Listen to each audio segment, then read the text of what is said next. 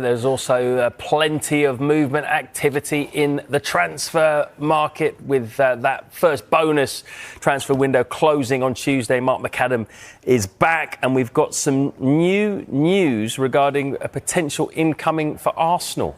Yeah, huge news for Arsenal fans. Arsenal's pursuit of Eberechi Eze moves with the rhythm of both silence and noise, a dance between calculated patience and the urgency of opportunity. A saga that feels like it belongs to the new age of Premier League transfer warfare. Mikel Arteta's admiration for the Crystal Palace star is no secret anymore, even though Arsenal have tried to cloak their movements in discretion. Eze represents something Arsenal crave: creativity married to unpredictability, elegance fused with explosiveness, the rare ability to change the direction of a match with a single dribble or pass.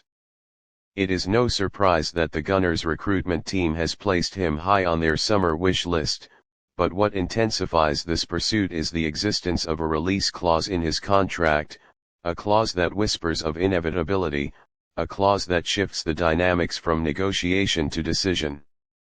Eze is not just another talented midfielder in the league, he is a symbol of what Arsenal see as the missing spark in their quest to topple Manchester City from the summit of English football. Palace know they have a jewel, a player who is adored by their fans and central to everything they build on the pitch. They also know that modern football contracts are double-edged swords. In tying Eze down until 2027, they protected themselves against losing him cheaply, but in inserting a release clause, they left a door ajar. That door may soon be tested by Arsenal, who understand that paying a high but fixed figure might be easier than navigating weeks of Palace's hardball negotiations. Inside Arsenal's corridors, there is an awareness that the release clause could be the great equalizer in this pursuit. No haggling, no brinkmanship, no Palace chairman Steve Parish standing unyielding in talks. If Arsenal choose to act, it becomes a direct proposition to the player: do you want to leave Selhurst Park and step into the glare of the Emirates Stadium, the Champions League, and a title challenge? Eze would be the one holding the decision, not Palace. That is where the intrigue grows, because the Gunners know they have the lure of ambition, trophies, and global stature on their side. But Arsenal are not alone in this race. Tottenham's gaze is unblinking, their desire for Eze long-standing. Spurs see him as a player who could bring the creativity that sometimes eludes them in the biggest moments. Ange Postecoglou admires his versatility, the way he can drift between lines, operate from wide positions, and still dominate centrally. Tottenham's pursuit complicates Arsenal's path, because Eze himself is known to keep his options open, his loyalty to Palace matched only by his awareness that careers are finite and opportunities at the very top are rare. The release clause, once triggered, would level the playing field financially. The decision would then rest solely with Eze, Arsenal's red or Tottenham's white Champions League ambition, or a Spurs project still in the making. For Crystal Palace supporters, the thought of losing Eze feels like losing their heartbeat. He is not just a player to them, he is artistry in motion, a reason to fill Selhurst Park with songs and dreams. They know clubs with bigger budgets always circle, but they cling to the hope that Eze will resist. Yet the cold reality of football is that release clauses care nothing for emotion. If Arsenal, Spurs, or another giant meet the figure, Palace can do nothing. They cannot bargain. They cannot delay. They cannot persuade. Their grip loosens, and the choice passes to the player. That is the dramatic weight of this contract mechanism. Mikel Arteta has always spoken of adding unpredictability to his squad, players who can tilt the pitch in Arsenal's favor when patterns are broken. He sees Eze as that profile. In Martin Odegaard, Arsenal already have a conductor, but Eze offers something different: less orchestral, more improvisational, less scripted, more instinctive. He can glide past markers, stretch defensive shapes, and break the monotony of structured blocks. Arsenal envision him not as a replacement but as an enhancer, another weapon to balance Bukayo Saka's relentless directness, to complement Gabriel Martinelli's sharp incision, to free Odegaard from being the sole creative hub. This is why Arsenal's interest feels genuine, deep, and enduring. Financially, Arsenal must tread carefully.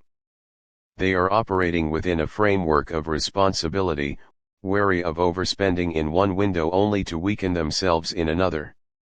Yet the release clause reportedly in the £70 to £80 million range sets a ceiling they can plan around. There is no spiraling auction, no rival club forcing the price into the stratosphere. Arsenal either commit to paying it or they walk away.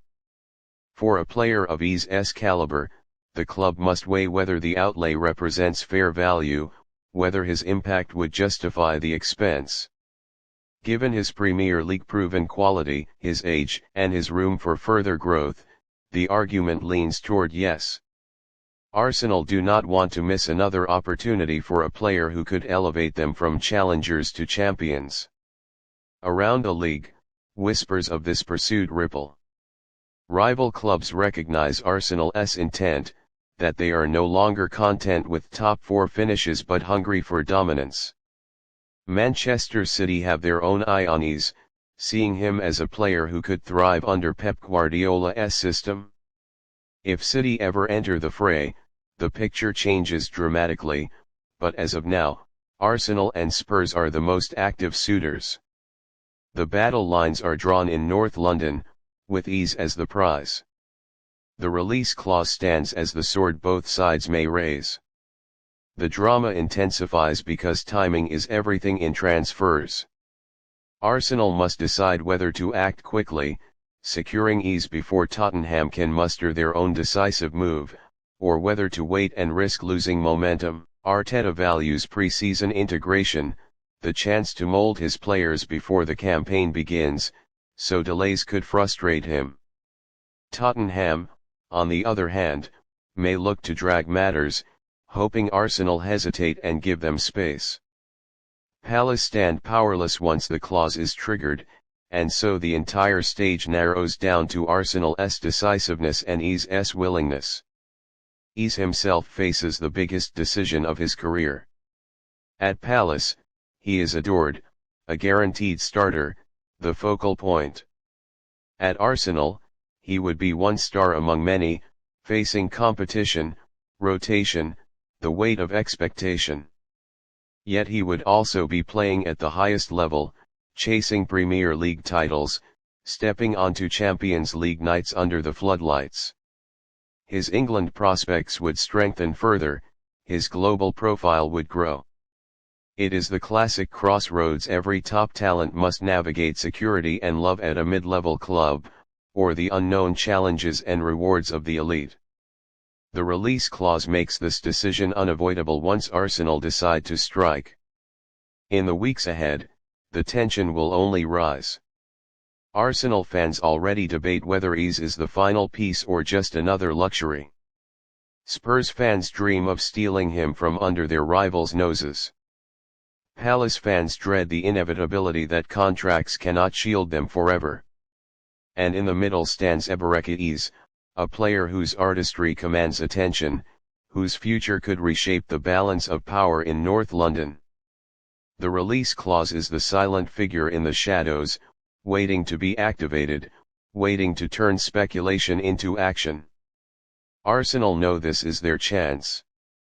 They either embrace the boldness required to prize Eze away or they risk letting another opportunity slip into the hands of rivals. Every transfer window tells a story, and this one may be defined by a single clause, a single decision, a single player who holds the key to shifting ambitions into reality.